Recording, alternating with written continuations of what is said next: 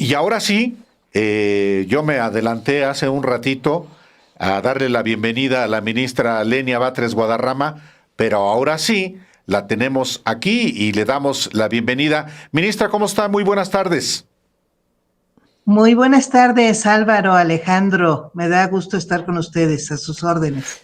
Días históricos, horas históricas. Esto que sucedió el día de hoy lo habíamos esperado quizá millones de mexicanos durante años, que se tomara una determinación, la que fuera, con respecto a los adeudos de un empresario muy notorio, Ricardo Salinas Pliego.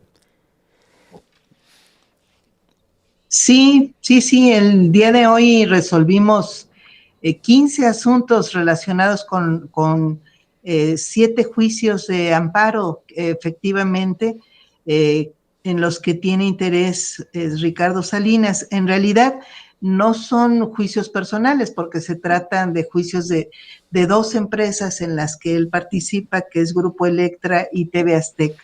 5 juicios de Grupo Electra, 2 juicios de TV Azteca. Pero sí resolvimos 9 recursos de reclamación, 2 impedimentos y 4 juicios en lo sustantivo, y se resolvieron indirectamente 3 juicios más por medio de las resoluciones de sus recursos de reclamación. Pero sí fue un paquete pues fuertísimo, porque en conjunto implican créditos fiscales, 7 créditos fiscales por 48,326,928,786 pesos. Casi 50,000 millones de pesos en este paquete de adeudos que arrastra Salinas Pliego.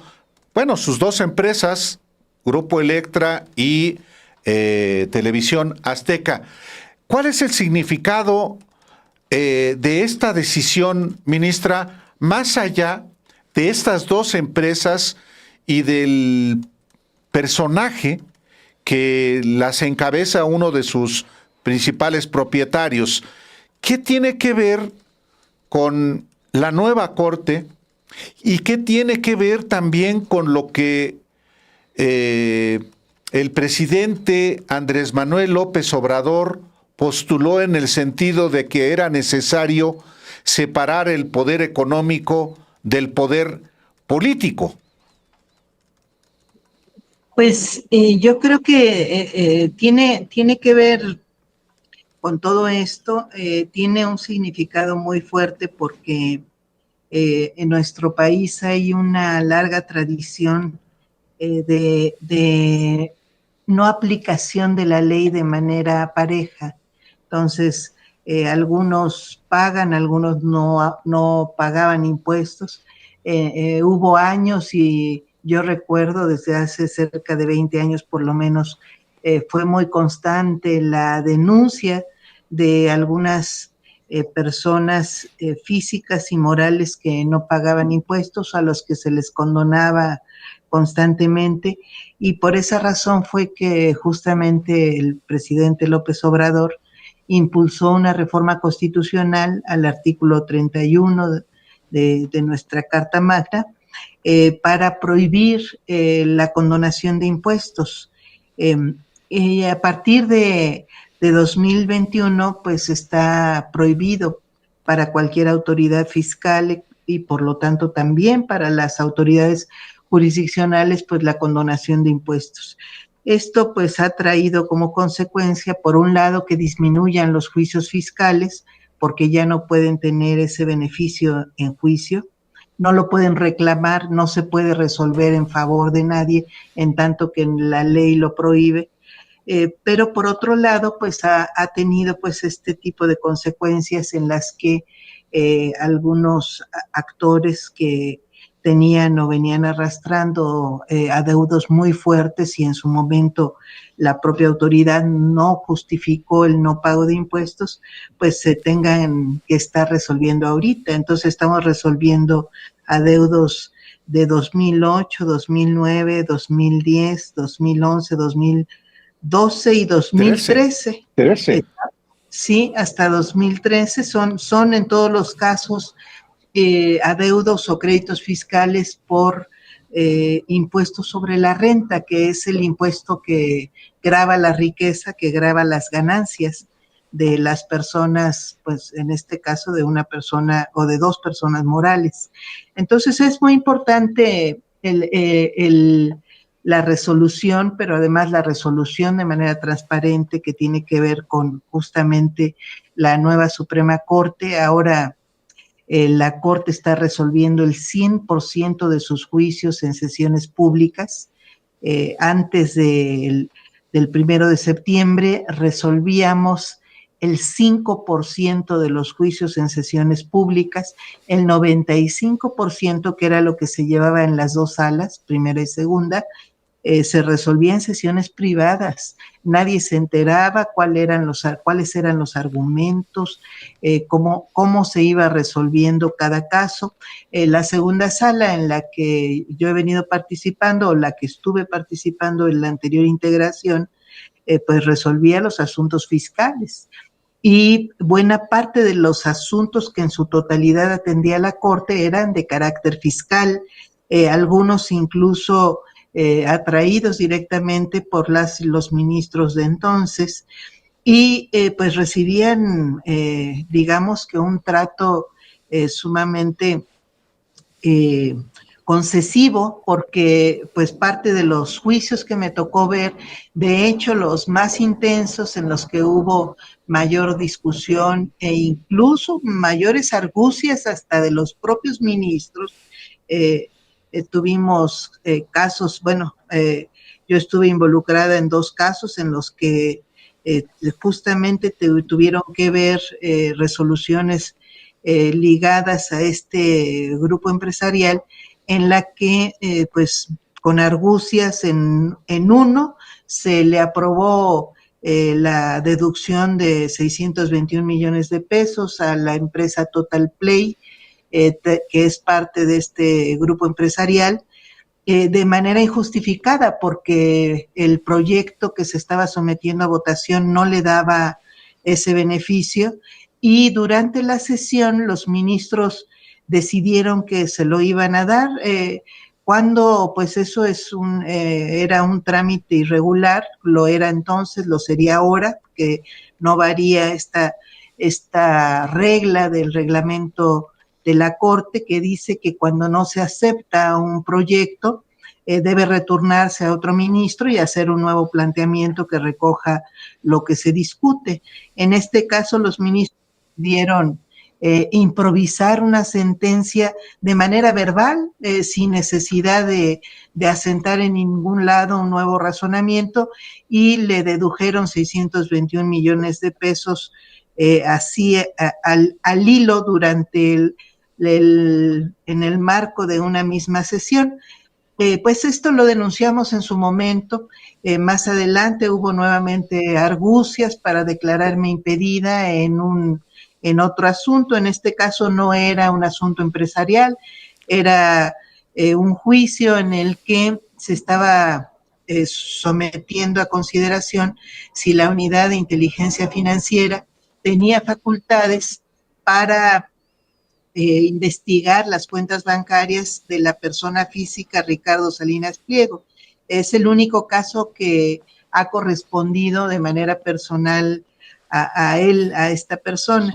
En ese caso, la sentencia era de un proyecto que yo había elaborado, estaba conforme a la ley, planteando que sí tenía facultades, y lo que decidió el Pleno en ese momento fue declararme impedida, y en esa misma sesión que yo me salgo, rompo el quórum de esa sesión, inmediatamente se llama a un ministro de la primera sala para rehacer no el quórum, sino el voto de ese asunto. Y en esa misma sesión es el único asunto que termina votándose de manera absolutamente irregular también, porque lo que dice el reglamento es que cuando no se reúne una votación, el quórum para una votación, pues debe llamarse a alguien de la otra sala para reunir el quórum, pero lo plantea el reglamento respecto de la totalidad de los asuntos que pudieran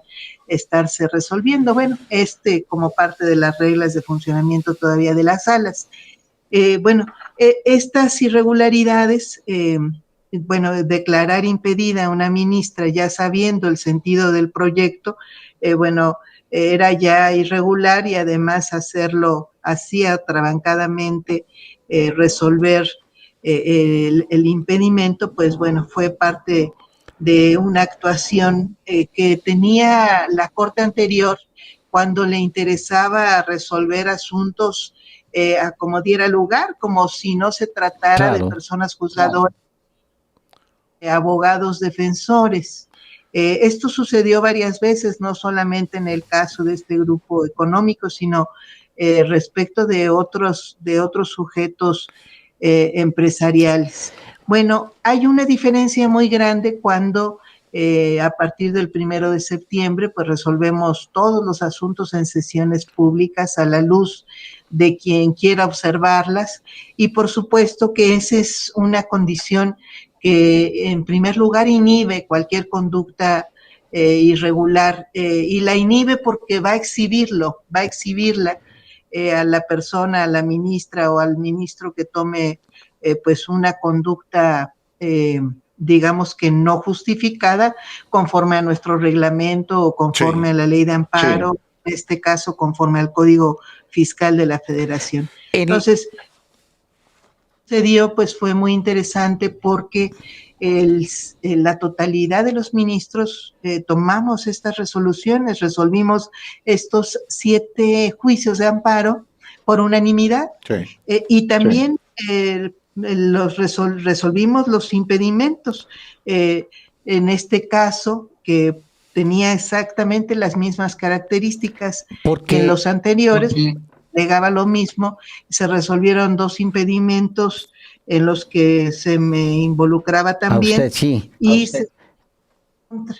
es decir, no se me declaró impedida, porque además, pues era obvio que no tengo yo ningún conflicto de interés con una persona accionista, no solamente de estas empresas, sino de ninguna. Así es. Entonces, bueno, pues, así es. Parte, pues se reivindicó ese asunto, y por lo tanto, pues también queda claro que se trató de una resolución irregular, aquel impedimento del año pasado. De la importancia de estos asuntos, la transparencia, que se resuelva conforme a derecho, que estos recursos que finalmente estamos obligados a aportar todos los mexicanos por medio del pago de nuestras contribuciones, pues se resguarden, porque finalmente van a dar a las arcas, al erario público, y van a poderse pues estar aplicando pues a programas sustantivos del Estado mexicano.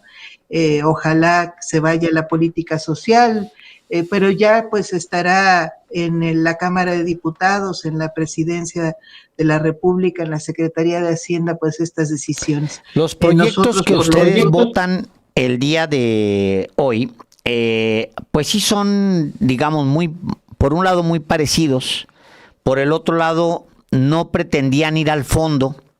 Entonces fue, digamos, una sesión relativamente rápida, transparente, expedita, como tendría que ser la justicia, aunque déjeme decirle rápidamente a usted, leo que hay un grupo de abogados que se están quejando justo por eso, porque fue expedito. Dice, por ejemplo, alguien que se llama Lupita Hinojosa, que es una abogada, más o menos consultada, a quien dice en redes: todos los empresarios que tienen negocios en este país deberían estar preocupados por la forma tan paupérrima en la que resolvió la Corte los asuntos de Salinas Pliego. Mañana podrían resolver sus asuntos de la misma forma, carentes de análisis jurídico, dice ella. Pero el documento también con el que responde Grupo Salinas usa un poco eso. Dice: los ministros del acordeón, bueno, después de lanzar una cantidad de ofensas tremendas y de decir que que Ricardo Salinas Pliego es víctima de un linchamiento. Él, que es el linchador número 1 de México, pues dice que es el linchado. Pero bueno, dice el comunicado: los ministros del acordeón omitieron deliberadamente analizar el fondo jurídico y considerar el evidente acoso político en nuestra contra. Usted no iban al fondo jurídico, ministra. ¿Cómo no se lo explica usted a la gente? Pues en estos casos hay, digamos que diferentes formas de resolverlo. De hecho, yo voté con voto concurrente, que significa estar a favor del resultado de la sentencia. Sin embargo, tuve reserva justamente porque hubo 2 juicios en los que yo consideraba que podíamos entrar perfectamente bien al fondo y que habría sido incluso preferible, pero pues la mayoría de los ministros tomó la decisión de que se quedara en la resolución de los recursos de reclamación. Ahora, finalmente no deja de ser una estrategia y hay un análisis que nosotros estamos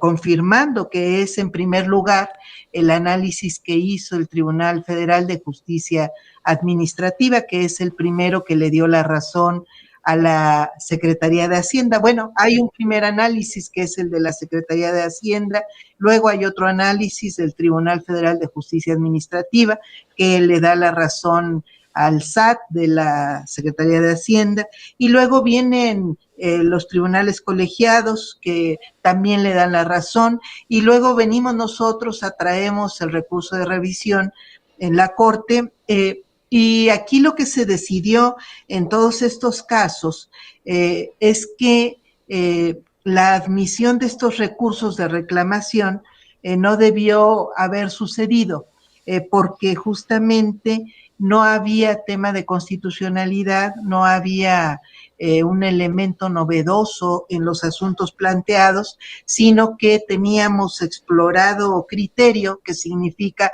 que hay suficientes tesis jurisprudenciales con las cuales pueden resolver las otras instancias de justicia, y nosotros no tenemos por qué meternos porque no se está planteando un asunto distinto. Y aquí se refiere a 2 temas que eran los que se nos estaban sometiendo a consideración. Uno que tiene que ver con la aplicación del impuesto sobre la renta, está exploradísima, lo hace permanentemente, lo aplica el SAT, pero ya tiene confirmadísimo el Tribunal de Justicia Administrativa cómo debe considerar este cobro del SAT.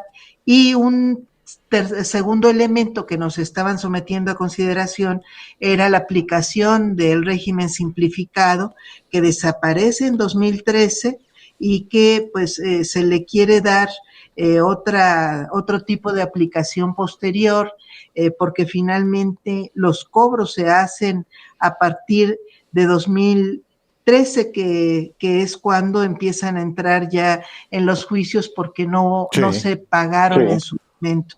Entonces, aquí se trata de criterios jurídicos de carácter fiscal que realizan otras autoridades jurisprudenciales, y lo que hace la Corte es asumir que no hay una nueva discusión que dar, lo vota así la mayoría, y por eso es que se resuelven los amparos confirmando la sentencia que había. Exactamente. Ya por último, ¿por qué coincide por qué se agendó hoy jueves 13, día del cumpleaños del expresidente Andrés Manuel López Obrador? ¿Para rendirle un homenaje? ¿Fue casualidad o subordinación, como dicen también sus malquerientes?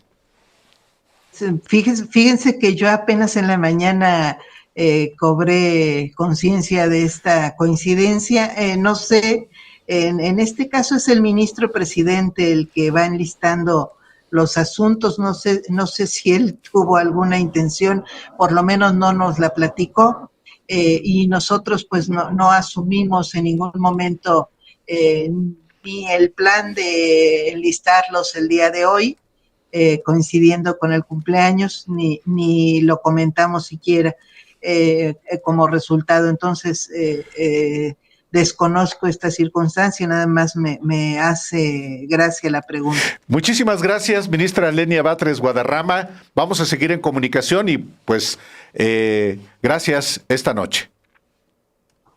Muy buenas noches, Álvaro, Alejandro. Un abrazo a ustedes y a su auditorio. Hasta Muchísimas pronto. gracias. Gracias.